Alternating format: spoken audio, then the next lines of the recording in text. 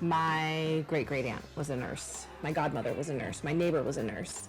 In my mind, with my background and my history and my community that I was in, it was the most natural choice. It was the most natural route. That's not the case for everyone. In order to allow other kids to have opportunities, we have to then create the space, create the information, create the access, because the access isn't there the same way it is for me. What it is equity, right? Mm-hmm. This is equity. When people, I hear that oftentimes. I do this work, and they're like, some people accuse you of separatism, really. Why do you need something differently?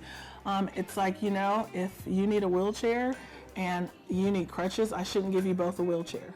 It is not favoring one group over the other. It's giving every person exactly what they need to have the same chance and opportunity. Equity says there's something for all of you.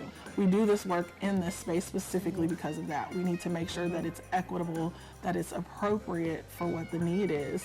And seeing these kids today, it always warms my heart because we're doing that. We're actually doing the work. Anytime I hear someone in any of these spaces, especially when you're talking to other white folks, they'll say, like, oh, it's strange being around all these people of color, and I'm like the minority, and I'm like, that's literally my everyday life. Like in every room that I'm in, at work, in organizations, in like every other aspect of my life, I show up as a minority.